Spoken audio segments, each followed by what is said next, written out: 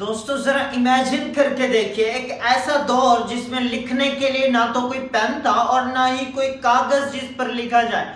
अब जरा सोचिए कि एक कागज का टुकड़ा जिस पर स्टेट बैंक ऑफ अमेरिका का मोहर लग जाए, ये डॉलर की करेंसी बन जाती है और इन्हीं डॉलर की करेंसी के गिर्द गर्दिश करती हैं सारी दुनिया की करेंसीज।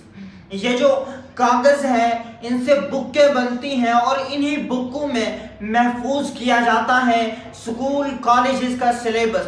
कोई साइंसदान थ्योरी पेश करे या कोई नई रिसर्च पेश की जाए तो ये लिखी जाती है इन्हीं कागजों पर और बड़ी बड़ी इंटरनेशनल लेवल पर लाइब्रेरीज बनाई जाती हैं। ये एक कागज का कमाल है।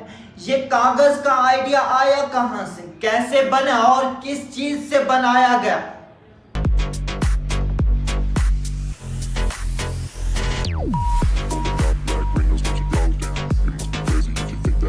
ये कागज उर्दू जुबान का लफ्ज है, लेकिन जब इसको बनाया गया तो इसके लिए लातीनी जुबान का एक लफ्ज लिब्रा इस्तेमाल किया गया।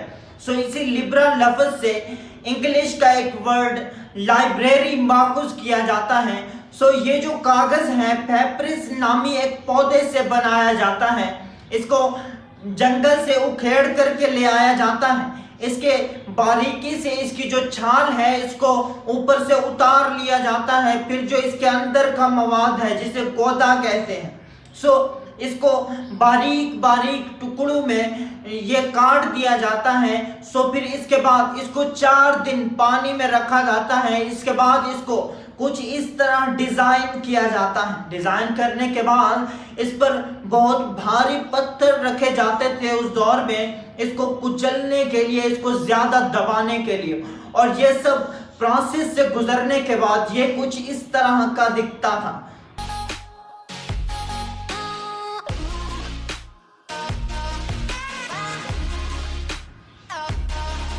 और फिर इस पर राइटिंग की जाती थी। याद रहे कि दुनिया में पहली बार जो तहरीर लिखी गई उसके लिए पत्थर को चूज किया गया।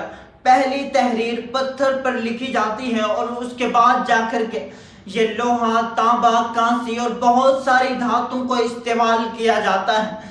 बाद में जाकर के जब लोहे और तांबे जैसी धातुओं पर लिखना ज्यादा मुश्किल महसूस होने लगा तो ये जो मिट्टी की तख्तियां बनाई जाती और फिर इनको इस्तेमाल किया जाता था। ये जो हमने कागज को डिस्कस किया, अब जाकर के इसी कागज की बारी आती है 868 को पहली किताब लिखी जाती है इन कागजों का इस्तेमाल करके।